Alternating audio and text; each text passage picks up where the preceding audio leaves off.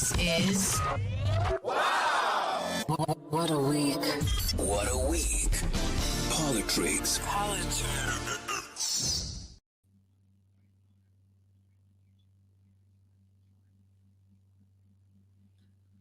Welcome to our first ever live edition of hashtag Politrix on WOW What a Week. We are coming to you from our Domboshava mobile studio. We literally built a studio so that we can take the show on the road. You know, some of our guests are so VIP, they've got a security detail like up their bums. That we have to go to them. That they always say, yeah, we don't know if we want to come to downtown Johannesburg. Then the building, there must be swept. Then we must bring in sniffer dogs. And we decided, okay, so we will build a studio so that some of our guests we can go to. But also because we own our own space, we can do the show whenever we want. That's we don't have to book studio time. Yeah. If we decide we want to go live on a Saturday morning, like we decided today, we want to go live on a Saturday morning. So apologies that you guys have been waiting. We're dealing with a couple of issues behind the scenes. Yeah. And I remember Keletso from our office, my manager was like, because we decided a couple of days ago, guys, we're going live on Saturday. She's like, guys, we need to plan it, and we're going too soon. I was like, dude, if we don't do it, we'll never do it. I mean, you know, Fresh, when you told me that, no, we're doing it this week, I'm like, this guy, you don't have to sit down and have a meeting and plan it properly. I am from a school of don't overthink things. Just get on with it. But you know what's the only glitch about this whole thing? Yeah. Me waking up on Saturday morning. Because Friday, you can't have wine. I can't have wine. And I had to sit the whole evening yesterday looking at the topics and what happened this week. Yes, and waking up, no.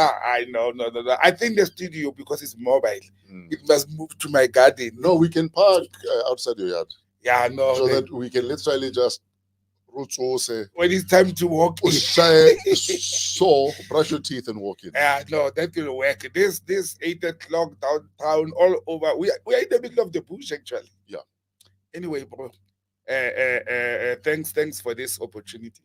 Yes, sir. It actually feels weird that people are sitting there and they can we know there's no planning, there's no Trevor cutting and chopping, our jokes. So see, that's the only challenge with live. Live is live. Yeah, there's no retake. We can't. If you mess it up, you mess it up. But it also means when it's done, it's done.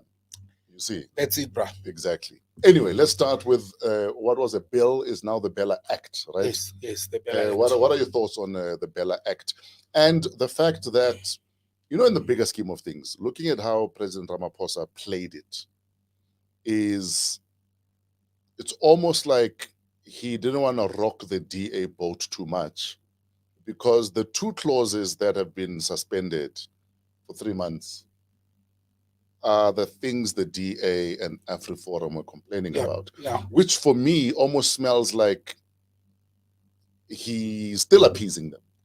Well, Fresh, I think the president, there's two options. Some people say he's a good negotiator, and he has, I think he has given much, but much in the sense that 90 days, I mean, what is 3 months? 3 months, it's nothing. This bill, if the public knows, it has been in the pipeline for 10 years, bro. 10 full years. And with the consultations that have been happening already, Botsang, what else can the DA and AfriForum and whoever else feels that we need to relook at these clauses, what else can be said in these 3 months that hasn't been said in the past 10 years? What new points are they going to bring? Even if they have new points, we must always remember that it's the majority rule. That's how our democracy is. Absolutely. Prescribed, you signed up for democracy. You sign up for democracy, the majority rules, and that's where we are. I don't think there'll be any significant change. Actually, I think 3 months will pass without any significant changes on the Bela bill. I think it was very smart of President Ramaphosa to can actually give a leeway of these 3 months and put a time frame to it. To say, I'm giving you 3 months, knowing that in the next 3 months he'll keep them busy with many other things that are happening in the cabinet or in the country. But I just think it's very silly of the DA and AfriForum. It is actually a racial thing. If you look at it, the Bela Act intention is supposed to address the racial imbalances in schools, which include the language, the culture, and the access to the education system. We have seen a lot of people. I mean, one of the proponents of the Bela Act, it's the Premier of Gauteng, Panyaza Lesotho, yes. having have been in education before as an MEC. And I remember 3 days before the president signed the bill into an act of parliament, what was last week Friday, he tweeted and he said, Mr. President, for the sake of our children and the nation, can you sign off that bill to an act of parliament? But I just think the Afrikaner people in South Africa, and it's also not whites generally, because there are whites who are English speaking, Portuguese speaking in South Africa, but it's the Afrikaner people who want to preserve. It's part of the AfriForum preservation of the Afrikanerdom, and the bill is not saying we are taking away from them what they're entitled to. It's simply saying open up for other people. I was going to say, my understanding of the Bela Act is it's about let us accommodate other children without necessarily diluting what you're already doing. Exactly. I'll give you an example. There are schools, for instance, in KZN that are starting to have more non-Zulu speakers along the Mozambique border. Exactly. So how do you accommodate those children that either speak Portuguese or even Bosichonga? Yes. For instance, if you look in the Rustenburg area, it's a Botswana area, but there are many Xhosa children because of the mining community. The mining community exactly. That must be accommodated. And no one is saying dilute Setswana, say your schools, but how do you make sure that your school is inclusive of other people? So for me, this is bigger than Afrikaans. My only challenge with the Bela Act is it's the availability of resources like infrastructure, space in schools and all that. I think the government knew that this act is in the pipeline, it's coming. They should have made provision. For example, an Afrikaner rural school somewhere in Pretoria East must now make space for other children who want to learn in English. So it will mean they will need extra classrooms, they will need extra teachers. And I don't think the Department of Basic Education is ready for that at the moment. They should have planned at least 5 years back. Because you knew it was coming. They knew it was coming, and they've been pushing it, especially the ANC as the ruling party. They've been pushing for this act. But it's going to be delayed, the implementation, due to lack of resources. And look, I don't think the delay is going to be delayed by AfriForum. ACDP is one of the political parties that is very, high on this whole thing. And I think the ACDP is not only pushing it negatively on the basis of Section 3 and 4, which have been held back. They have a concern about the section of, children. I don't know why did that come into an education bill. Young kids, in order to try and avoid teenage pregnancies and all that, to come and say children at the age of 12. We spoke about it before. To say the controversy in South African legislation is that you have the constitution says the age of majority is 18 fresh. Yes. And then you say you can only consent. Imagine, this is where the madness is. The age of 18 is the age where you can consent. You are a full adult. It used to be 21 in the apartheid years. It must move to 18. The only thing on earth or in this country that a teenager can consent to before 18 is sex. And for me, as a parent, that's worrying to say you can have a consented sexual intercourse at age 16. Why do they move it from 18 to 16? It doesn't make sense. But then it even goes further. And this is where the ACDP has a problem with the Bela Act, to say you can have a consented abortion as a girl at age 12. Now, you can't consent to have sex at age until age 16. Absolutely. So how did you get pregnant between age 12 and age 16? And you can go to a clinic and walk into a public hospital or clinic and have consented sex without a parent. And for me, that is my only concern. Consented termination. Yes, consented termination. Without a parent. Now that's why I want to agree with the ACTP. The party of Reverend Misha, to say, but that's madness. You can't consent to having sex until 16, but you can consent to having sex. What is it going to do to our daughters? Understand? Wow, who is impregnating these girls? And we are a country that is one of the leading, it's a very bad statement, but we are one of the leading countries with rape in the world. That's one. Two, we have a lot of teenage pregnancies. We have cases in this country where teachers at school has impregnated young girls. Sure. Now that teacher is going to give that girl some 200 rands and say, keep quiet, go to the clinic. Those are some of the things we have to manage as a nation. But the intention of the Bela Act is a very good intention to address the inequalities in our education system. Look, Fresh, somebody said to me, but Botsang, what if I don't want my kids to be part of that? We can just go and build our own private schools. No, but does it not also regulate homeschooling? It regulates homeschooling. You know, that's the answer I wanted to give, to say it is also going to regulate homeschooling. It's also going to look. Private schools have been regulated in South Africa anyway. Sure. Look, it's going to take a lot of time, Fresh, for the act to be fully implemented. It's going to take a number of years because we have to deal with the mentality of the people. Sure. Than anything else.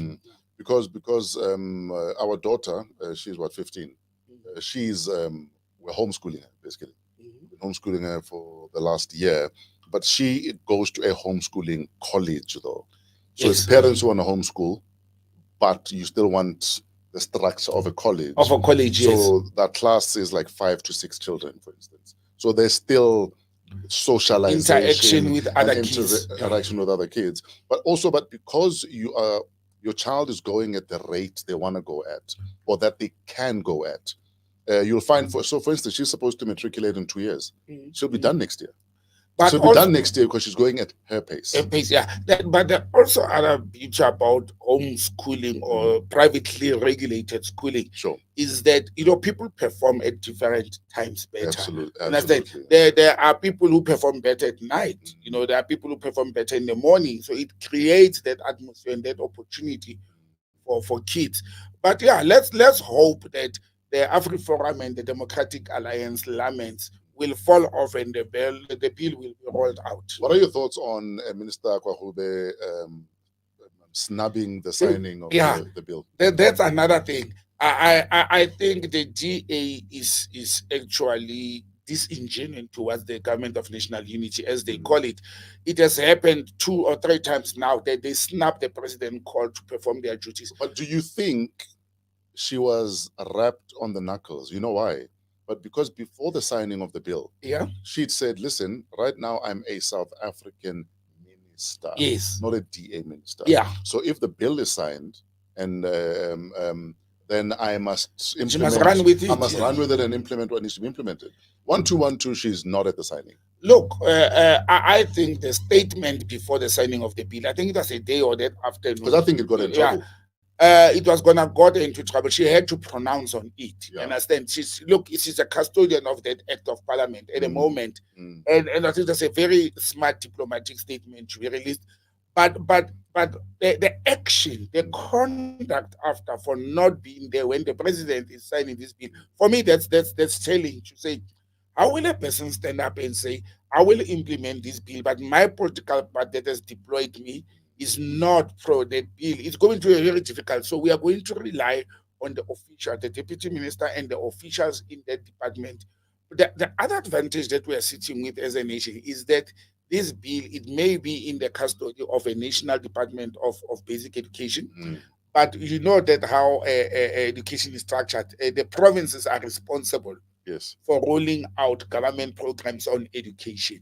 So probably only in the Western Cape they may derail or delay, but in all other provinces where the DA is not governing, I see them rolling it out, as intended.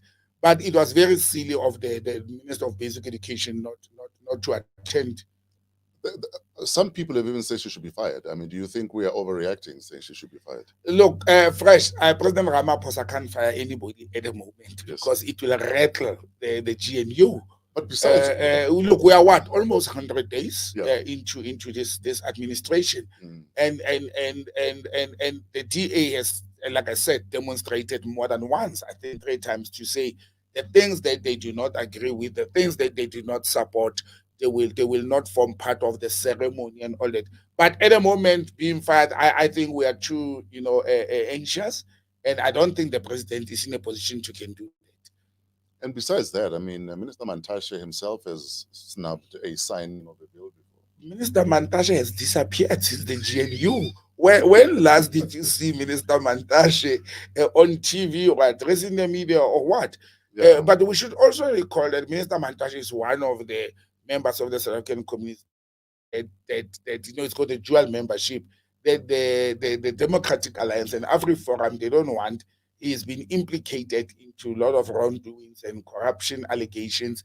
He's one of the people being mentioned in the Zondo Commission. So I don't think he is one of them. He has accepted this marriage, this arrangement with the Democratic Alliance, but I don't think he's one of the people. He's showing by his silence, by snubbing some activities, that he is not actually for the government of national unity, especially the coalition or the marriage with the Democratic Alliance. Sure. It's a very tough call. I spoke to one of my friends who's a hardcore ANC member from KZN, and we were discussing the options that the ANC had. And I said, but you guys could have formed a minority government, or you could have gone with your breakaway parties, and EFF. And he was like, no, that was not an option. I said, then why didn't you form a minority government? Why did you go to bed with the DA? Yes. Funny enough, majority of the ANC people are saying to us fresh, they don't like this arrangement of the GNU, but they will have to live with it. I mean, if you don't like something, why do you take it? Why do you accept it? Sure. This demonstrates to me that there was never a democratic process within the African National Congress in forming the government with the Democratic Alliance. There was not. A decision was taken on the top. I don't know, informed by what. Sure. People said it was by markets. In a normal society, in a socialist society, the markets feed the people. Yeah. Understand? In a capitalist society, the people feed the markets. Sure. And that's the situation we are sitting with. Don't forget that we are live, guys. If you have any comments, any questions, you disagree, feel free to comment on the side. In fact, someone says, let's see if these guys are live. Say hi to Kagiso. Hey guys, I must get used to this live thing. At least you have access. That will distract me. I'm glad I'm not reading the comments of the people. Freddy Sikukune says, the same kid who's not allowed to vote, not to buy alcohol, but can be trusted with the responsibilities of an adult. Very illogical in my view, not properly thought through. I think I agree with Freddy. It doesn't make sense. I know people who made that decision. I agree with Freddy that and like I said, you are not allowed to make any decision until you are 18, except on sexual intercourse and termination of pregnancy and other nasty stuff. I think the ACDP has my support on that, and I agree with Freddy. Someone else, Oreo, says, I hope they touch on the Juju interview. Oh, the only issue then the Juju interview is what he said about Dr. Naledi Pandor. Wow, he shocked me. Oh, that she's implicated in yes, VVS. In the VVS. She was so upset. Juju must calm down a little bit. you know what is interesting on that one? Yeah. Actually, it was not even part of our topic today. It is that Naledi Pandor, Dr. Naledi Pandor, has asked for an apology from Juju. I want to see what Juju is going to do, because if he doesn't, she may take legal action. But South African politicians, especially those from the NZ, they should have known that whenever Julius Malema makes utterances, he probably has some sort of information lying around somewhere that he will come and back up. So you're saying if there's where the smoke, there's fire. Where the smoke, there's look. He doesn't just go. Julius is very reckless with the tongue. Julius rattles the ANC. He's got informers in the ANC. But what I'm saying is that most of the things that Julius has alleged or spoke about in the past, they came out to be the truth. Understand? So I'm not saying this is true about Dr. Pandor, but why would he make such a reckless statement? It's so funny, Fresh. I was watching that interview with Clement, and he said that in the last minute of the interview, he closed the show, actually, the interview, with those utterances. But it's a wait and see situation. I think it was a drop mic or throw a grenade and leave the room. Exactly, that's what he did. It kind of reminds me of what President Zuma did at Nasrec. Exactly. Where before walking off, it's like, oh, there'll be free education. But also, why I was, one thing that Juju caught me off guard with in this one, is why Naledi Pandor. I never thought they there's any skirmishes between the two. Why would you wait until such a moment to can go for a retired, politician that is held very high by many people in South Africa? So, yeah. Before we move on to the interest rate cut that happened earlier, while we're still talking about the GNU and the relationship between the ANC and the DA, Mayor Celia Brink. Yes, my mayor. My mayor. Your mayor yes. is under siege. Yeah. And there'll be a vote of no confidence that's been proposed for this coming week. Yes. And what are your thoughts on what's going on there, given that there is an agreement at national level between the ANC and the DA? But it seems like in Gauteng, the ANC are on some, yeah, we're happy for you, but look, it's not even Gauteng fresh. If you look at it, and I spoke about it. Actually, it was the weekend you bereaving. Yeah. I spoke with Eugene about it to say it's only in Gauteng. Gauteng province led by Panyaza Lesufi has defied the national ANC. Maybe it's a strategy from the ANC, but I recall somebody from Action SA in Tshwane, where I live, very close to the national leadership, said to me, the DA has dared the ANC to do this in Tshwane because that is their last rope they are hanging on in Gauteng. And they've dead. But what can the DA do after? Are they going to withdraw from the national arrangement due to the holding on of Tshwane? Look, I think Brink will go down. I think he will not come back after. I think the vote is on Wednesday or Thursday next week. And I don't think he will come back. But it's the nature of politics. So why are DA crybabies? They've been through this. They're becoming crybabies. They've been into power in Joburg, in Ekurhuleni, through the votes of the EFF and now the Action 8. Now they're accusing, why did they believe another politician named Herman Mashaba that he will not change the tune, that he will not turn against them? And I listened to Herman Mashaba. Oh yeah, last night. It's so funny to be live because I can say last night now. Yeah. Herman Mashaba last night went on air and he said the DA betrayed, and they will issue a statement after the mayor has been removed, the mayor has been changed. Said they betrayed the agreement they have. We don't know what is it. We don't know how did they betray Action SA. No, but Herman Mashaba is still the same person that said the reason we are pulling out of our cozy situation with the DA is because they're not delivering services anymore. Yes. But and I'll say this anecdotally, the people I know from different townships in Pretoria are not complaining about the DA. And are in fact saying we are seeing a difference. Yeah. We are seeing roads being improved or built. The cleaning, the removal of garbage. Yes.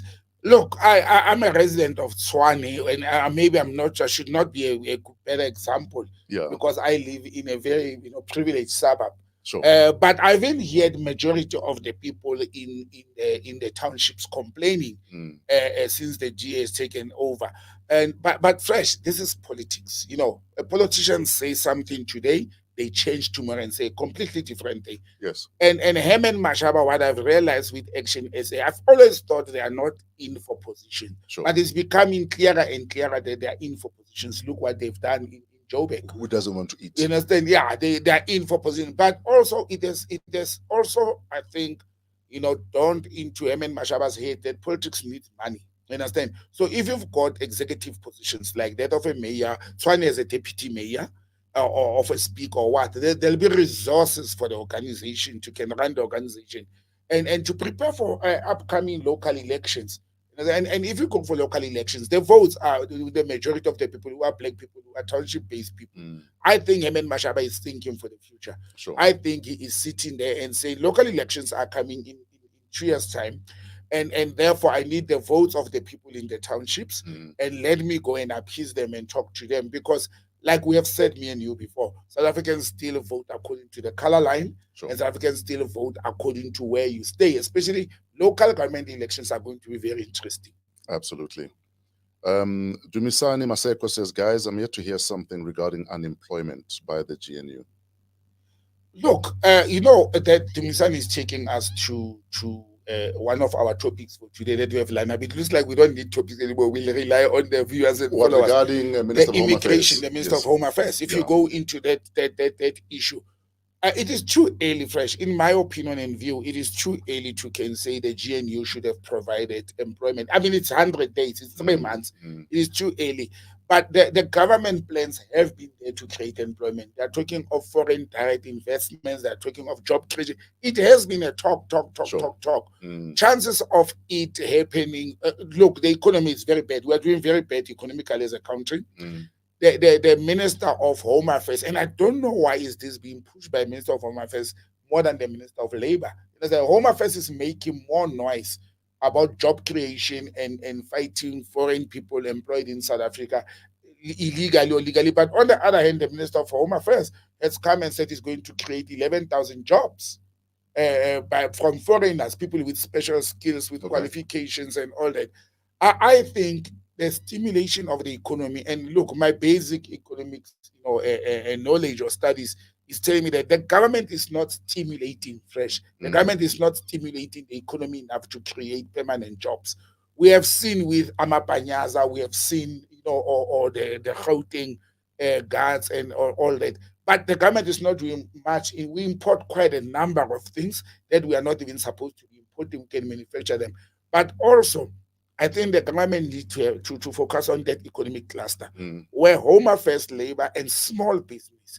A lot of countries, if you look at the Asian tigers, if you look at Malaysia, you look at Singapore and all those countries, they built their economies due to small businesses.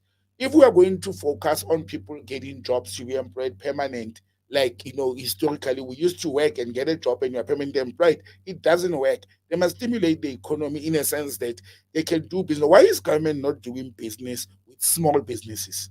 Why do they have to do with big companies? You go to government meetings, you find the water that is being served there, it's not from Mr. X or Mr. Zulu sitting on the corner, manufacturing bottling water. It's still the Stainer, it's still the Beatfest and all those. They must do business with small business. Like, for example, I made one simple example in the past. Why is the government not washing government vehicles in the townships like Olivenhout, and Mamelodi and Soshanguve? Why don't they have a decision to say there's a car wash, Kokasi, a few of them, we have a fleet of vehicles, we'll go and wash them at that car wash? That is stimulating business. That is keeping youth active and busy. It's very small. When you talk of small business, my favorite minister, Stelanda Bini, should hear this. If they say stimulate or small businesses, they should, even informal businesses, because informal business is very big in South Africa. Spaza shops are very big in South Africa. I met a lady who is selling food on a caravan on the street in a complex next to my office. This lady was telling me she's making between 25 and 30,000 per month on selling plates of food. And for me, that's a lot of money. It's more than the salary of many people. Yes. And if government is not investing into such businesses, then we have a challenge. In fact, speaking of, I'm sorry I digress. Speaking of food ladies and caravan ladies, there's a CSR project I'm currently building.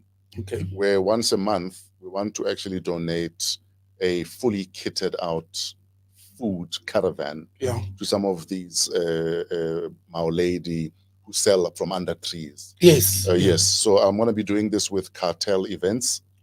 Once a month we'll be fully kitting out a caravan with stove, pots, everything.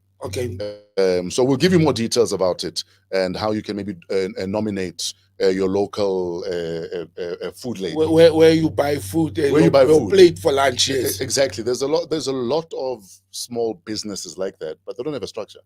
So we're trying to come up with something where we'll design a logo for you. We'll give you a uniform and we'll give you a caravan from which you can operate and sell your food. That's the project we're working on. So just watch the space. You see, these are your thinking. You're supposed to be sitting in the Department of Small Business as a director for innovation or something like that. That's what they should be doing. I don't agree. I think all of us have a responsibility to help other people better themselves. We can't just wait on government to do it. What I'm saying is we need minds like that. The minds sitting in government should be thinking along those lines. So if you have a capacity to help other people, you need to do that. For instance, there was a 10 billion rand school feeding scheme tender. Yes, that's been that has been frozen by the Department of Basic Education. and the kids must still eat. How are you saying to one person, here's 10 billion rand, go feed kids, when you could say, give us 1,000 companies that will share, yes, that can do the job and deliver in the different provinces? Fresh, that's how it's supposed to work. But we know how corruption, maladministration, and looting of state resources, it happens that way, that money is centered into few individuals. That's why the complaint amongst the ANC comrades today is that my comrade among Bajile, you know, some other people have had it. So we must also eat. Yeah, so we must also eat. It's our turn. And that delays service delivery. That creates options for corruption and maladministration, and it delayed service delivery for basic things. I'll never forget a statement I heard from a very highly placed comrade about 16, 17 years ago. Yeah. He said there was a saying amongst them that when the music stops, will you have a chair? And this was 17, 18 years ago. Yeah, you imagine. And many would say the music is slowly stopping. Look, and many don't have a chair. And last week, me and you, we spoke about this, what do you call them, the cartels and the people who are swindling money from other people. Yeah. It is because the music has stopped playing. Yeah. And people must look at the survival mode at the moment. Sure. Anyway, so we were talking about Minister Schreiber of Home Affairs, talking about how they plan on bringing 11,000 highly skilled employees to South Africa. To South Africa, yeah. And that alone will boost the economy by 1.8%. Look, I will still have to follow Minister Schreiber's logic behind that. How will it boost the economy? Highly skilled and trained. What skills? You know, the first thing that came to my mind was, what skills are we lacking in this country that we have to import that will boost the economy? Look, I'm going to be very frank and tell you what I'm thinking about Minister Schreiber since he came in at Home Affairs. And we must be very aware of that as a nation. Yes. First of all, a good thing happened. They opened the processing of visa for the Chinese and the Indians, BRICS member states, Yes. But they are also big trading partners when you look at volumes, okay? And I suspect this is being done to create opportunities for Asians and Europeans to come to Africa or to South Africa to settle down. Remember, Minister Schreiber, whether we like it or not, is still tied, you know, to the DA. And the DA with AfriForum and other people in the Western Cape are pushing for Cape Zit. Sure. Now, the day we go into a referendum, and this is my thinking, Tato, the day Cape Zit people go into a referendum to go and vote whether Cape Town must be an independent state or the Western Cape and what, they will have enough people who come from abroad who have invested in this country, their monies and their resources. What skills do we have? And why should that be announced by the Minister of Home Affairs? This is what I said earlier on, not the Minister of Labor. Why should it be Home Affairs? That determines that we need skilled foreigners who can come and help the country economy to go, not the Department of Labor, not the Department of Trade and Industry. Why should it be immigration? Are you saying they should be working hand in hand? They should be working hand in hand, and it should not be Home Affairs that pronounce on that. Absolutely. It should be the Ministry or the Department of Labor. But the thing is, they would need the visa from Schreiber. Now, the Department of Home Affairs is an enabling department by providing working or business visas to those people. Sure. Not to say we are going to recruit or bring 11,000 people with specialized skills to South Africa. Who is the Minister of Home Affairs who can make that determination? They should actually facilitate and give them work permits or visas or business visas to come to South Africa. And looking at this whole thing, I ask myself, where is the Department of Labor? You know, and in the middle of this, Home Affairs is leading an action of raiding restaurants in Gauteng. Understand? The first is that a good or a bad thing that restaurants are being raided? It's a good thing. Okay. It's a good thing that they are enforcing the law. For me, law enforcement, I will never criticize anything on law enforcement. Okay. And I like it that they are not targeting illegal foreigners or undocumented, you know, the correct undocumented foreigners working. They also take the manager, the HR manager, and the owner of the restaurant. I want to see the Department of Home Affairs and the Department of Labor, because they're doing this together, doing that in the farms. Sure. Let them do it in the farms. Somebody says, yeah, they must start somewhere. It's okay, they've started with Richmond. And you know, how did it start? It was a young South African, something you spoke about in the past. a girl who was employed by a restaurant in Pretoria, and they did not want to compensate her as by the basic wage. Sure. And she made noise about it. She even went on social media in the in Tshwane. We don't know what will be the next one. Okay, that is a good thing to happen, to make sure that these restaurants or any company, any employer for that matter, employ people with documents. You understand? And that's good. But I want to see the day is done in the farms in the Republic of South Africa.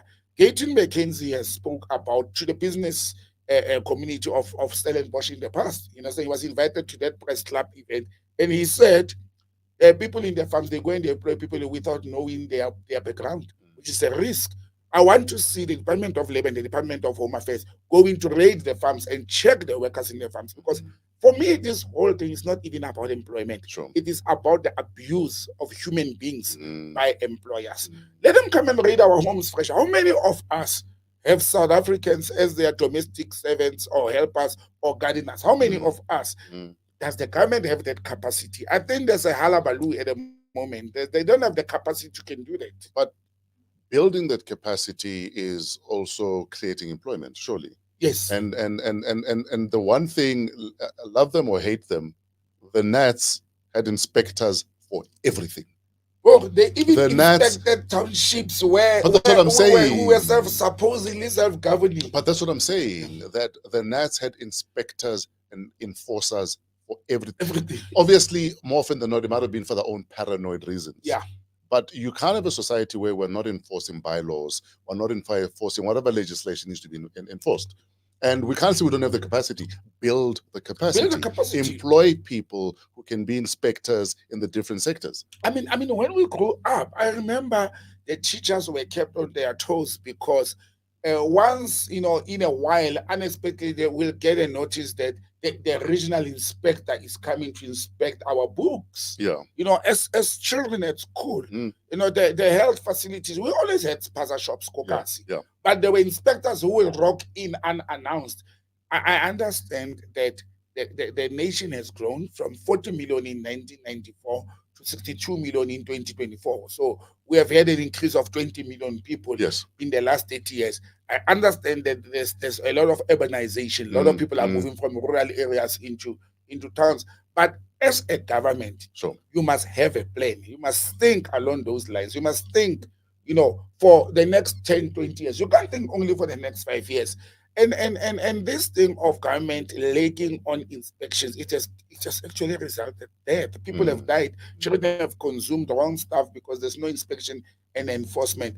Another thing, on this matter that I thought of, have you noticed how foreign nationals who own informal businesses, like the Pakistani shops, the Somali shops, and the Chinese shops, everything happens at any time in this country. You go to the Chinese bottle store, it's open at 2 a.m., 3 a.m. When understand, where is the enforcement there?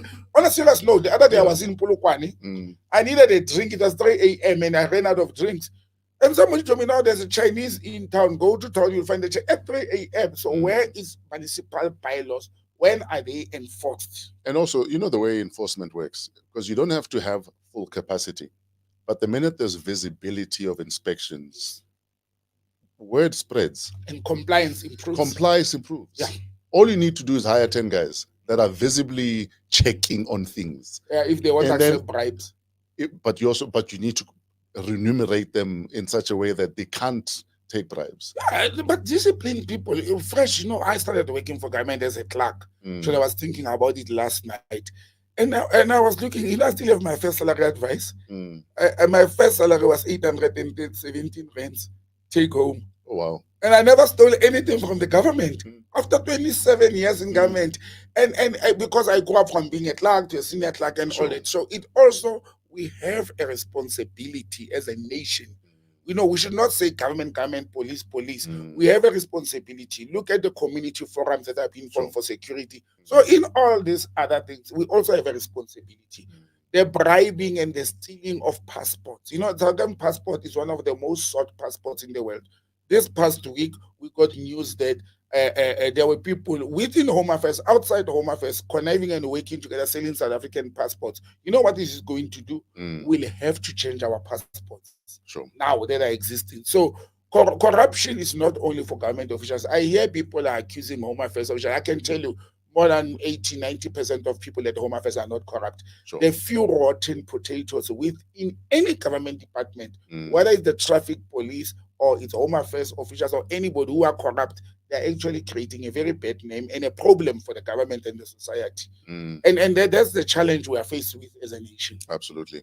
Now, before we move away from Home Affairs Minister Schreiber, the one visa that I was happy to hear him talk about was the remote work visa. Yes. A remote work visa basically is for people who are employed and paid in another country, but they want to stay here longer. Yes, yes. Because for me, it means, you know, you're from the US, you're from Poland, you're getting paid in your euros or in your dollars, but you're spending them here. Yeah.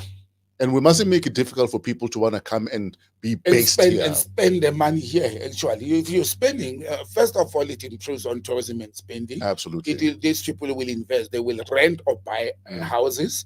They will contribute to the economy of the country. And I think it's something in a positive note. You know, I was thinking as Minister Schreiber was announcing all these things, and I asked myself, where have our brains been? Why did it have to take Schreiber to come and, you know, talk of simple things? Online visas. Now they are even employing people at Home Affairs who will process the Chinese visas, and those people are fluent in Mandarin. Sure. You know, I mean, why didn't we think of that all these years? Because then it will be faster. You don't have to send things for translation and all those. Because in the past, we will have to send that into the South African High Commission or embassy in Beijing for translation purposes, or hire a translation company or outsource it to can translate documents. But the Chinese, they don't play marbles. Everything is written in Mandarin and simple like that. And there's so much we can do online that we're not doing. I remember traveling to the Seychelles. All of my immigration stuff was done online. Yeah. Everything. So obviously you've got your visa. Yes. But you then check yourself into the country online. Yes. So by the time you land, everything is you help yourself. And before you know it, you're in the country and it's all done. And it happens online. That paper that people fill, we call it the arrival form. Yes. Why are you not doing it online? But you know that the going online will also help to curb elements of corruption. Sure. If things are done online and there's no human contact, then we can move. Yeah, but the unions are going to say, but if there's no human contact, then there's no employment. Look, fresh AI and mechanization and moving on with technology, it's an in thing in the world. Understand? So we have to continue to improve, but also mechanization for people who studied basic economics. Yeah. It does not mean you remove the human element. Sure. You upskill them in doing other things. Oh, yes. We worked online. You pivot. During COVID. Yeah. Did people lose jobs? Yes, people lost businesses and so on. But we could still function without us sitting in the office. Sure. And it's how you plan. The planning is very important. We cannot be stuck. Unions fresh are the biggest betrayers of the working class. I'm telling you, I'm one of the persons who says unions have betrayed the working class. Unions have betrayed the people. I mean, unions have been quiet about so many things, and only when they are being implemented, understand, unions come and make noise about this thing. I mean, unions start talking now about you earlier on mentioned the 25-point basis that the Reserve Bank has. And I saw unions making noise to say the working class is being choked. But the unions are supposed to form part of the network that advises the Reserve Bank, that advises the Treasury in making, monetary decisions for the country. And where are they? Yeah, but before we go into the 25 basis points, let's just wrap up the Home Affairs issue. Yakari, you were talking about where were these ideas before? You know what I've realized and noticed since the GNU? So, for instance, there's a lot of things that were happening, for argument's sake, within the ministries and the departments that maybe, please pull your mic towards yourself. Oh, yeah. okay. So there were a lot of things that might have been happening in the departments. But because the DA about PRing everything, There are certain things that the ANC ministers might have been doing, but they were just happening because I'm doing my job. They never made noise about them. But the DA will take the same thing and PR the hell out of it and make it seem like it's their idea. But it was actually a ball rolling already. The example of what you are saying, it's what happened in the ministry. Actually, I don't even want to say the department of public works. Yeah. Remember, the deputy minister of public works used to be the minister. Yes. If I'm not mistaken, he actually uncovered and started the investigation regarding those ghost contracts. Oh, yes. And he never went to the media with it. The new minister from the DA came and he ran with it. But also he didn't give specifics.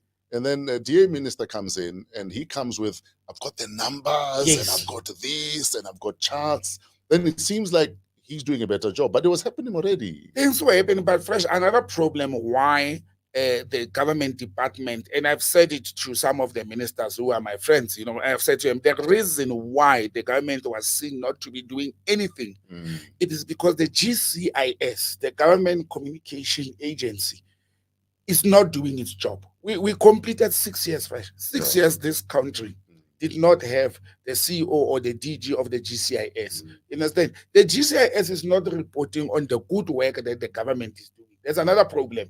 Sure. And I can even say, report even in the bad work that the government, where the government fails. Keep the people informed. Sure. Once the nation is informed, then we will not have these things that makes other ministers to look like they are not working or there's nothing happening. There are some ministries, for instance, the GNU.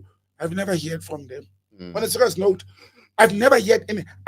To this day, the Minister of Land Affairs, or whatever it's called now, the PAC leader, I haven't heard anything that they have done in the last 100 days.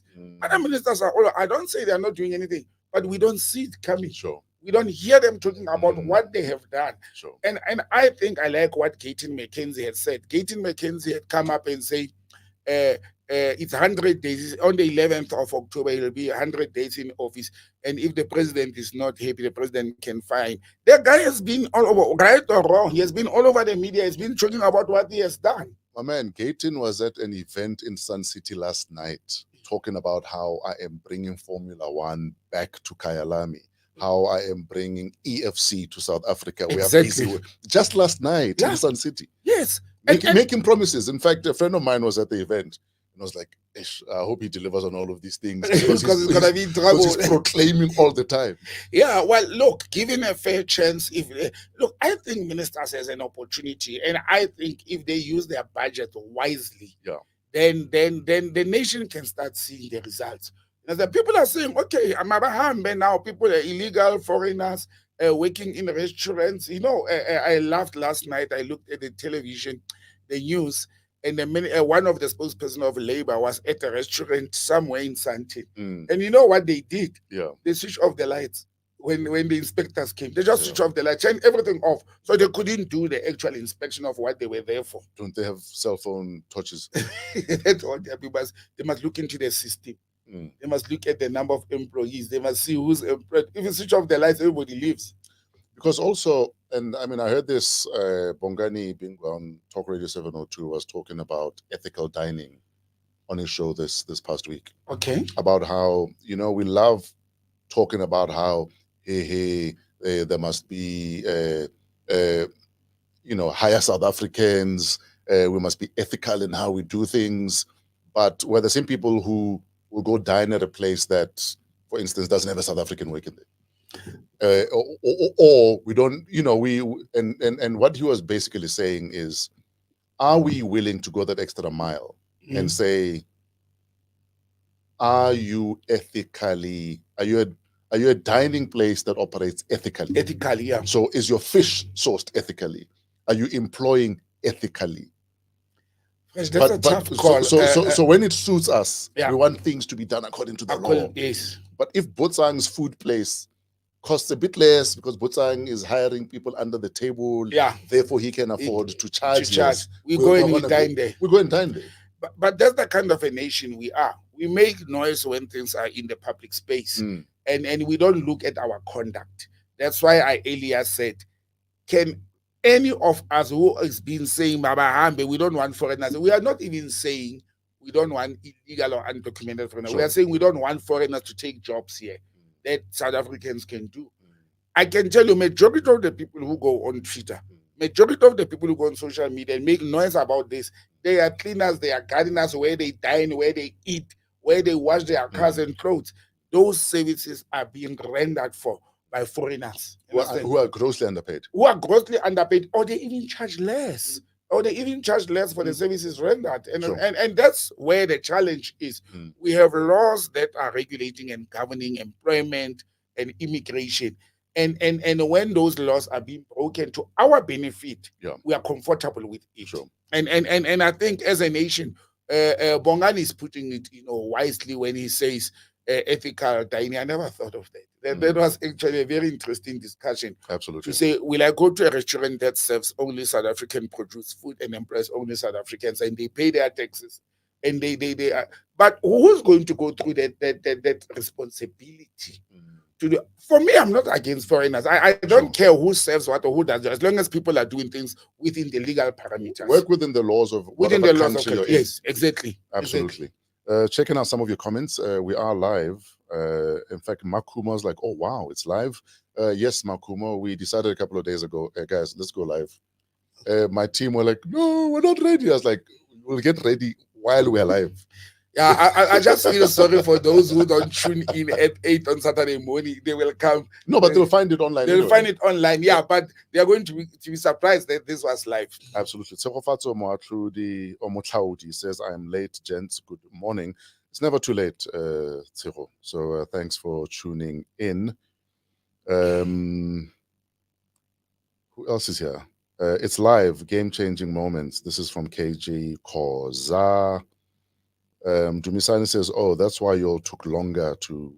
Yeah, because I think people were waiting at 8. At 8, yes. Yeah, also shout out to Dineo Mpala, Zweli, Hle, Mdluli, Tina Lihucho, Bongani Bobo. Thank you for tuning in and thank you for all of your comments. Let's talk about the interest rate cuts. Yeah. Yes, sir. Look, Fresh, the question has been, do they make a significant impact in the lives of ordinary South Africans? Sure. 25 basis points, the last time there's another 25 basis points. Let the student of economics in me kick in. Sure. When you start talking of the cut of interest rates, you have to compare it or pair it or check it against the inflation rate in the country. You have to check it against the interest rate. You have to check it about the GDP of the country and the economic growth. This cut of 25 basis points, it does not make a significant impact in the lives of ordinary South Africans. Yes. What has helped us in the last economic quarter of the Reserve Bank is the fact that the fuel price has dropped, twice in the last quarter as well. That's aiding a little bit. But Fresh, our economy is a capitalist, imperialist based kind of economy where the markets determine our lives. We don't determine what the market should be doing. So cutting 25 basis points for somebody who has a credit card and who has a car installment and a house bond and many other debts, it doesn't make much of a significant, doesn't make a dent on impact, especially that the economy is not growing at a pace that it's intended to grow.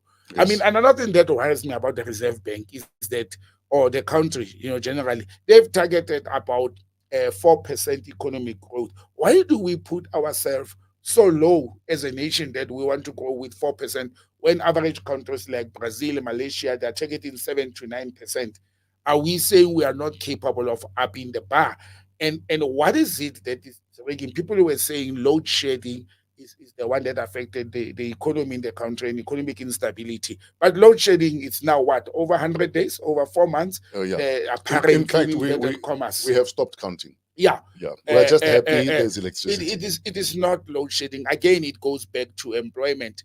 We should stimulate the economy. And if our people can start thinking to move away from job creation, that we have failed to do, and focus on stimulating the economy and small businesses, I've said before. But I don't think this repo rates that and the inflation and the 25 basis points that Ntate Lesija Kganyago comes and make noise about it's making an impact on people's life. People are being choked by debt in the Republic of South Africa. We are a country living on debt. One of my old philosophies is that the so-called black middle class or the middle class people are actually people living on debts. It's people who are, everything is on credit. Your car is on credit. The air you breathe. You know, when I say to people, the air you breathe is on credit, it's because we are sitting in a studio, makeshift studio or mobile studio, as you call it. Yes, sir. And what we are breathing now, it's produced by the air conditioner. So the air conditioner that's paid by electricity that you are receiving on a debt and you're going to pay the municipality after. So even the air we breathe, we pay for it. You understand? You go to the loo, you flush your poo with water. Understand? The water that you will pay the municipality after using it. So everything is on credit. You buy food on credit, you poo on credit, you wear clothes on credit, you drive a car on credit. And a nation that is being choked like that, it is going to be very difficult for us to get out of debt. Sure. And I think that's one of the things we must instill to our kids, not to have things on debt. Because we look like we are a well-off nation. We look like everything is rosy in South Africa. But again, this is where I want to call on for the people to listen to the EFF when they talk about having a state-owned bank. Yes. You know, nationalize the Reserve Bank. Our Reserve Bank is privately owned. It is not serving the interest of the people. It is serving the interest of the capitalist investors and shareholders in the Reserve Bank. It is not serving your interest. Sure. We don't have a central bank in South Africa. We don't have a central bank. Our Reserve Bank is not a central bank. And we need a central bank that serves the interest of the people. We need a state-owned bank where the government can bank with that state. Why is the government not having? We are issuing licenses to so many bankers. Every 5 years, there's a new bank coming up. You know, I've learned there's Time Bank these days, after the Bidvest Bank was born a few years back. And so, why is the government not issuing a license to itself to have a commercial bank so that the government department can bank with a government bank, and that bank can aid development of the people? You know, where you can get interest loans at a very low interest, where the Ministry of Human Settlements, for example, they've got different categories of houses. They've got low cost housing, despite the free so-called RDP houses. The low cost housing, you must still go and take a bond at a very low interest. They still use commercial banks that we have. Imagine if we had a state bank, how much will we save as a nation? What do you say to people who say, looking at, for instance, a VBS Mutual Bank and how it was looted, pillaged, and treated like someone's saving account? That maybe we can't trust some of us with banks and banking. Fresh, who is running commercial banks? Is it not some of us? You know, I don't buy that story. No, but is it the state or is it businesses with shareholders and boards that hold everyone accountable? Run state entities like business. The intention of state-owned enterprises, when it was formed, I vividly recall when 1994 came, the first, I think it's the second minister of transport, Meg Maharaj, or the first, I think Dala Omar came after, I can't remember who came. I vividly recall Meg Maharaj when he formed state-owned enterprise of the Department of Transport. There used to be 4, now we are sitting with 13 of them. And he said, why can't we run? You know, I was very young that time. Meg Maharaj that time said, why can't we run these things the way business runs them? Absolutely. We must not delay or avoid to implement good decisions and good plans because there's corrupt elements amongst us. Because it is not to say we are incapable of running state enterprises. It is because there were elements of corruption. We must deal with the corruption element. Sure. Then these entities will function. I mean, they functioned before. The apartheid government had SASOL. The apartheid government had ESCOM and everything as the post office. You understand? And it is corruption that led these entities to be where they are, not because this country does not have skills and capabilities. And let me tell you, I work for a government entity. They pay so well that our salaries are benchmarked with private institutions. If you look at CEOs of entities, and I must be very careful in saying this, the highest paid CEO of a government entity 10 years back, it was Lucky Montana at Prasa. At the moment, the highest paid CEO of government is the CEO of the Road Traffic Management Corporation. Understand? I mean, those are public figures. I'm not disclosing anything that has to do with my work. And they're being paid well. That's why you find people in boards. the chairperson or a board member of the Road Traffic Management Corporation, it's Advocate Zola Majavu. I mean, that's a well, well-off advocate, senior counsel, and all that. Why would Zola Majavu still want to go and serve a government entity? It's because he's compensated very well. It's because he loves his country. And also, we can do that. We can, as a nation, have a state-owned bank. Okay, if we say we will run it down, why are we trusting Nesija Kanyako with the South African Reserve Bank? Why? And the government is a shareholder at SARB. So we should not be held back as a nation that we can't do things because we have corrupt elements amongst us. I think we must get rid of corrupt elements. Sure, absolutely. Jail them. So what of cadre deployment in a state-run bank? Would that be applicable, or would we need to have different standards? Well, look, fresh cadre deployment must be buried. People must apply for jobs with competencies and qualifications and experience and track records. Experience in doing your job. There's experience beats even a degree. You understand? And forget cadre deployment. If you've got cadres within political parties, the nice thing is that, in my view, in my opinion, no political party will ever have absolute majority in a very long time to come. So cadre deployment is going to be very difficult in government and entities and departments from now moving forward. It's going to be a very difficult exercise. But remember, I said a couple of weeks ago that I believe that the GNU could possibly be the best thing to happen to this country in a very long time. And that now that everyone is checking on everyone, and there's almost a healthy competition happening. Yes. Maybe that's what this country needed. I agree with you. You needed people who feel like I am being watched and I need to be seen to be delivering. Inspections, observations, following, and competition. It's a healthy competition. These ministers are going to compete. They come from different political parties. Sure. The nice thing about them is that even political parties that had one seat, like the PAC, they have a minister now. Yes. You look at the Patriotic Alliance, they've got a minister now. But also, government must not focus, or the nation must not focus in deploying ministers. Ministers are political office bearers. We should deploy people like DGs, DDGs in government, CEOs of parastatals, as competent people who will do the job without being corrupted or thinking of the political party they come from. They must think of the national agenda and the national policy. That's for me, that will take the country forward. Sure. So we said farewell to former Minister Pravin Gordhan. Yes. I think, like freedom fighter and a half, if you know his history. But obviously, his legacy will leave us divided, depending on which side of the railroad you're coming from. But one thing that caught my attention was how President Ramaphosa spoke of how Minister Gordhan stood like he was a lone figure almost. He actually used the words that a PG, as they call him, stood alone as a fighter against state capture and corruption by political heavyweights. Yes. I'm very actually disappointed. I don't mind when people praise their peers and fellows and comrades and all that. Yeah. But President Ramaphosa at time, that was a state funeral. Okay.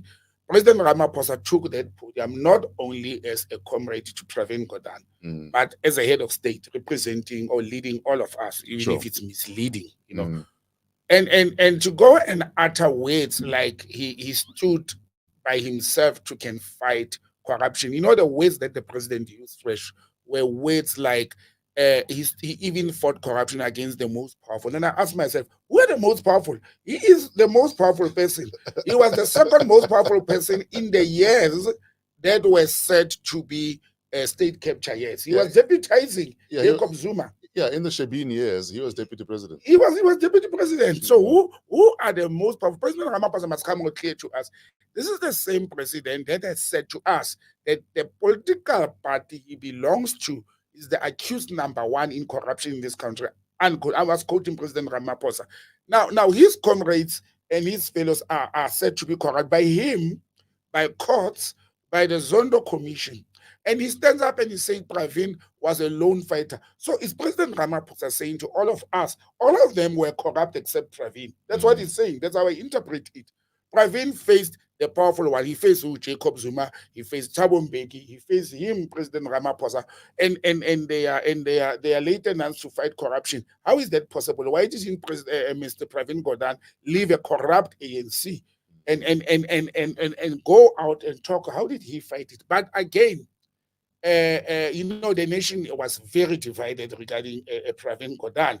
May his soul rest in peace. I've been one of his, what do you call it, victims of being called names, but I don't hold grudges. Oh yes, were you not on the same TV show? Yes, when I was on ANN7 as a resident analyst. And what did he call you? A Gupta analyst, and he also didn't only attack me, he also attacked a journalist. I remember Natasha Piri coming back to the studio crying because of utterances that Pravin had said to the ANN7 people. The media was not protected against the minister, but there are other people. A friend of mine, a guy from Kasi, works for South African Airways. He wrote me a message this week, and he said to me, Botsang, how many of us could not put food on the table because of the sale of South African Airways? He was an engineer, a flight engineer. Sure. And for that, he was saying very, very hating things about the decisions that Pravin Gordhan had taken and all that. But again, people will say, do not see that we are not talking about Pravin Gordhan here. We're talking about the utterances or the statements that were made by President Ramaphosa. One of the things that catched me was when President Ramaphosa said Pravin Gordhan also was being punished and called names and even racism. There was even racial attacks. Yes. Now, for me, as a Pan-Africanist and a subscriber to Black consciousness, racism is white, and I'm not going to apologize about it. Racism was made and created and inflicted on people of color by white people. So if President Ramaphosa says there was racism against Mr. Pravin Gordhan, who is the person who was racist towards Pravin Gordhan? Was it white people? That many South Africans saw Pravin Gordhan as a blue-eyed boy of white capital. So why would white people who love Pravin Gordhan, they loved him? Remember what happened when President Zuma removed him from office? It was white people who stood up more than us to defend and fight for Pravin Gordhan. So President Ramaphosa must come and tell the nation, who are the people who were racist towards Pravin Gordhan? Because it cannot be black people. You know what I think it is, and this is not me defending President Ramaphosa. Often we loosely use the word racism when we actually mean maybe racial intolerance or racial hatred. Okay. Because I don't think they mean the same thing as racism. Because I believe racism, there must always be a power dynamic. Yes. And often it's systematic, this so-called racism. It's very systematic. So if I am going to say something racially hurtful to a white person, I don't think it can be called racism. Likewise, if I say the same thing to an Indian person, it could be racial hatred or intolerance or whatever else. But because there's no power dynamic, I don't believe it can be racism. Yeah. So maybe you used the wrong word. I don't know. Well, you can even, but again, remember I was saying this to say he's the head of state. Yeah. When he takes the podium, he should be very careful in the words he uses, because today we are sitting here and asking ourselves, who was racist towards Pravin Gordhan? You understand? Yeah. As whether you call him an Indian or as a black person in this country who was part of the liberation struggle. I mean, even President Zuma came up and said, hey, by the way, that man, when I was still in the ANC, he was my comrade. It was so funny that President Zuma said the money he used to can escape the country via Eswatini, he was giving that money by Pravin Gordhan. Yes. You can see how loyal these people are to each other. Sure. And acknowledging the good that a person has done. Absolutely. In their times of the liberation struggle. But I think people must stop using funerals and memorial services as platforms to can go and sow divisions in their organization. Because what President Ramaphosa has done actually has demonstrated to me that factionalism inside the ANC is still rife. Sure. Long and the short, does he leave a good legacy or not? Well, fresh for me. I'm 50-50. I mean, given the number of years that he's been operating, Look, for from school yes, to now. Look, because we can't just take what happened with state-owned entities enterprises and make that the sum total of his legacy. Yeah, no. That's that's very little actually. It's towards the end of his career. Absolutely. I mean, the work he did at SARS alone. Alone, yes. I mean, 10 many years would argue is his legacy. Look, a lot of people have said that he has left systems that SARS improved and changed under his when he was a commissioner of SARS. But even before that, people who have worked with him from the time he was a university activist within the organization, he became a member of parliament. There's a lot that a man has done that we cannot only look at the final 5 years of his career in government. And he may not be the person that many liked. He's got his own shortfalls like any other human being. But I think his contribution to the liberation movement as well as to the ruling party, the ANC in particular, and he was a member of the South African Communist Party. I think he was one of the better deployees from the SACP into the government. And you know, for me, that's my take. Checking out your comments. Thank you for tuning in. We are live. So please tell your grand, tell your dad, tell your uncle that Uncle Botsang and Uncle Tato are live on #Politrix. L. Liu says, is it possible to publish the topics a day before so we can prepare and contribute meaningfully? You know, you can contribute meaningfully by simply telling us what's on your mind. Yeah. It doesn't have to be what we want to talk about. Whatever is on your mind from what happened this week in Politrix. Or matters that they want us to cover. Absolutely. That's easier. So you can actually dictate the direction, L. Don't wait on us. And we are running out of time, by the way. Okay. We mustn't think because we're live, we can go the whole day, because we'll go the whole day. Yeah, and actually, in this thing of being live, they're keeping us very busy because we must always go to them and read their comments. Minister Lamola ends a visit to the US and is optimistic as Palestine becomes a member of the UN. Yeah, we know that the Minister of what they call International Relations and Cooperation visited the States. Yeah. Look, he came back with positive results to say, I think it was also fresh. The purpose of the visit before the US election, it is also to gather the support towards the ICJ. Oh, yes. And to make the USA understand South African position towards Israel. They have toned down. America has toned down a little bit, not because of this visit, but I think it was a strategic visit. I think America are slowly reading the room. Look, if they don't, they'll be left idly because the world is shifting. America will be left alone with Israel, and I think this was part of Minister Lamola's visit. But also, I checked how, you know, he was a diplomat. Let me say that. I expected Ronald Lamola, a youth league leader, a rebel, and all that, and him moving into that ministry. I lacked the spark that he had when he was at Justice and going to the International Criminal Court or International Court of Justice.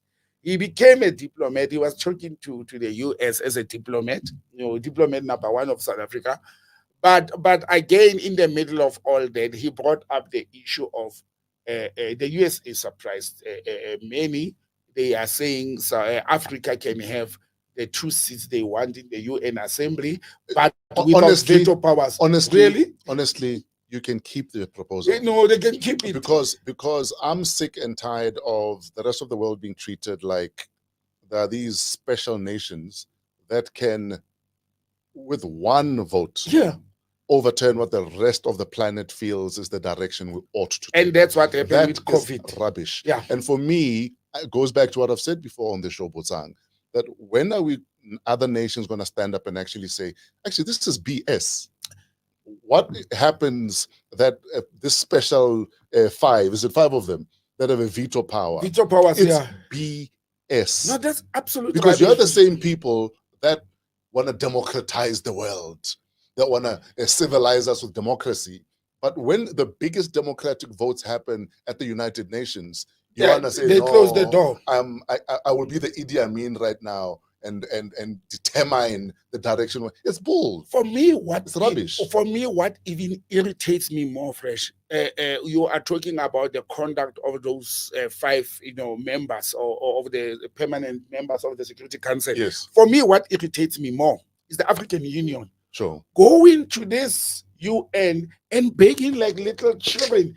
54 states of Africa, 54 countries. They are asking for 2 seats without powers. 2. Why do we have to ask for 2? Why is Africa being treated as a bunch of idiots sitting there? 54 of them will give them 2 seats in the UN Security Council.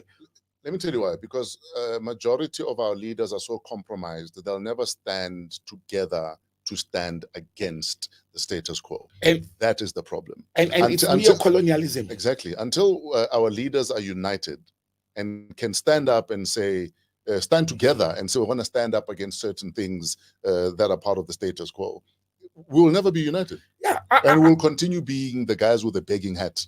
It is systematic. He's getting I'm so annoyed. Annoyed. I'm on the show. Don't be annoyed with me and Trevor. They're doing his job. But again, Fresh, we're even getting more divided. And let me explain to you and our viewers and followers what is the cause of it's neo-colonialism. The fact that the so-called independent, and I wrote about it yesterday. There was never independence in Africa because you were given the independence by the former colonizer with terms and conditions of who will be the head of state, how will you conduct yourself, which currency would you use. That's why our heads of states, as soon as they take power, they run to England to please what? The former colonizers. That's why we still belong to the Commonwealth that was created by Queen Elizabeth. That's why we have situations where countries in the Sahel region are still using the French franc as their currency. And the central bank of some of those countries is sitting in Paris, And the challenge is leaders who don't want to take a position, who don't want to take a stand. And neocolonialism and imperialism are very rife. We still report. Remember before the GNU, what was the biggest story in South Africa? We don't want to upset the markets. Whose markets? And that's the job. Whose markets? You know what is a market for me? Is that Tshwane market that sells vegetables where I buy. Don't tell me about stock markets when African people are poor. We are the richest continent with mineral resources, but the poorest people. Africa is not poor. The Africans are poor. The continent is rich. We are the richest continent, but the people are the poorest because the wealth of this continent, it goes to these countries that are sitting in the United Nations. And now our people, I'm actually irritated more than you by the fact that they're going to ask for 2 seats without veto powers, you understand? And as we speak about this, let me also welcome, the state of Palestine. There's a game changer as well, that during the past week, Palestine was accepted as a permanent member or a full member of the United Nations after so many years, Fresh. After so many, in the middle of a war by Israel, then Palestine is now a member state. That helps a lot, and I'm very proud of that. Remember, I regard the United Nations and the AU as toothless dogs. They can go and make laws and talk laws, but they can't do anything anyway. Until you have enough teeth to deal with superpower aggression, you're actually you're useless. Exactly. And the UN are very notorious for that. When it comes to superpower aggression, they don't do anything. They're toothless. I mean, you talk about how in a non-binding finding, Israel's actions have been unlawful. Why are you telling us if it's not binding? And then after you say they're unlawful, what do you do about it? Exactly. And you're saying the actions since the 60s have been unlawful, but it's a non-binding finding. Israel has taken over the land of Palestine. They've occupied the land. It's the same way. It's another form of colonialism. So, for instance, in Lebanon, there have been terror attacks at the hands of Israel. And that's what it is. That's what it is. The fact that you have exploding pagers and walkie-talkies, and cell phones and that is terrorism in its most basic form, because now I can't use my pager without fear of what if it explodes. Especially some of us who use cell phones that are China-made. Has anyone from the global north said to Israel, what you're doing is wrong? They're all quiet about it. Having terror attacks in Lebanon. Countries that are producing, electronic equipment like Norway. I was surprised that a country like Norway is quiet and about Israel actually using hand devices and cell phones and whatever, walkie-talkies, two-way radios to can kill people. And the world is silent about it. So the United Nations organization it needs an absolute revamp. It must be absolutely reformed to can be able to can cater for what they exist for, which is peace and security in the world. By the way, the main purpose of the UN to exist, the primary purpose is peace and security in the world. Have they achieved that in the from the UN? No. They've dismally failed. So why are they still existing? To fight polio. Eh? No. My man, we're out of time. I don't know what you want to wrap up with because there's so many things to talk about. But look, I think let's wrap up with the media. What has happened, know, in the world? We saw, let's start at home actually. Dr. Iqbal Saif, that we are trying to get to this show. Dr. Saif, we hope we are watching. By the way, he watches this show. Hello, Dr. Iqbal Saif. Thanks for tuning in. He issued a statement to say, you know what, we must guard and protect the media. Sure. And the media must serve its purpose to inform the people. You understand? But King Mswati won't agree with you. Next door, King Mswati next door. But the Royal Highness goes and threatens to can ban all media houses, all media organization and formations.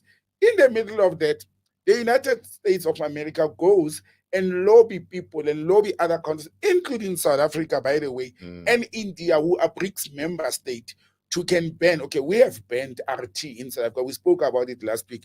Although they didn't call it a banning. Yeah, they didn't call it, it's banning. They've banned RT. Any other name is a banning. Yeah. So India, a thumbs up to India as the member states of BRICS, a founding member state. They've actually refused to ban RT, Russia television, the news channel there. And I think it demonstrates what you were saying earlier on, to say if the US is not careful, they'll be isolated. Yeah. If a country like India can stand up and say, we are not banning RT, sure, we are going to let any media house who can operate within the boundaries of India and on any platform as fair as possible. And you know why the US wanted RT to be banned? Yeah. Because RT has been exposing some of the things that the US is doing worldwide, which is illegal. Yes. Whether it's with NATO in Ukraine or whether it's with Israel and all that. So they want us to be brainwashed and focus on one side of this. So don't be surprised that one day they may actually tell YouTube to ban our platform. It's not going to happen.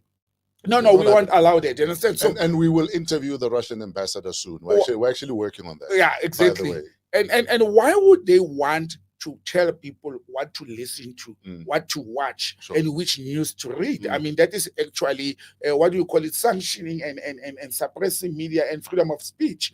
They shouldn't do that. What are they afraid of? If the USA is the so-called world capital of democracy, why would they want the people not to hear the other side of the story? The so-called bastion of free media. Yeah, and we exist. Media platforms exist in this world to can give all sides of the story. The people will decide for themselves which media platform is a better platform to listen to or to follow. Absolutely. Yeah. Brother man, we are done. It was our first live edition of #Politics on WAW What a Week with Botsang Moiloa. We're coming to you live from Dombo Shaba Mobile Studio. Thanks, brother man. That's been a great experience. I'm actually glad we did this. It's hard. I'm glad we jumped into the water and decided we'll swim as we do what we I can't wait to go and read the comments. And I actually wish the viewers and the followers can actually not only review the still live? topics. Okay, so we are live. Okay, no, because we're not seeing the picture. Oh, okay. I was saying the topics, what we should be focusing on is also they must tell us if this thing is working or not. Yes. What suggestions and improvements. Look, I've been on a live TV, but everybody else does the job. Here, me and you, we do everything. So it's a little bit complicated. Absolutely. Yeah, thanks, Brother Fresh. Thank you very much. But shout out to all of you that tuned into the live edition. Freddie, L, Victor, KJ, Koza, Zwelihle, Dexter, Marcus, Paul, Masitole, Isley, Dumisane, Makumo, Buhle, Oreo, Amushka, Dumisani, Tutuzelo, Tina, Kodisho, and the list goes on and on. Dineo, we see you. Thank you for tuning in and being a part of the first ever live edition of #Politics with Botsang Moiloa. Have a great weekend, my brother. Thank you, brother man. And we'll do this again. Are we going live again next week? Well, let's continue. Because if we go live next week, it means Friday night is a very gentle night. Yeah, I know. But I actually wanted to ask you, can we do it at 9? 8 o'clock is too early. So you want to do 9? 9 o'clock, I think it will be fine. Trevor, are we fine with 9 live as opposed to 8 live? We can go live. This is what I'm thinking. Yeah. We can go live at 10. Then we do 2 hours. 10 until 12. Then we do 2 hours. Yo. That's a plan, eh? Okay, let's talk about it off But I air. think 2 hours is better. 2 hours is better. Then no one is in a hurry. 10 to but 12. we start at 10. 10 until 12. That's at 10, 10 to 12. No, that's fine. Is that fine? That's okay. Oh, yeah. If you'd like to book our mobile studio, email bookings@djfresh.com. We will bring it to you and you can do your podcast and do everything else. And someone else was asking, are we part of the Africa Podcast Network? Yeah, we're still part of the network. Some of the shows will still record at AMP Studios, but politics, more often than not, will happen in our mobile studio. Thanks for tuning in and wishing you a incredible WOW week in spite of yourselves. Shout out to Trevor at Pezulu Works for making sure that we look lovely on camera. And Gele Somodiseke, our executive producer. Till next week, have a great week in spite of yourselves.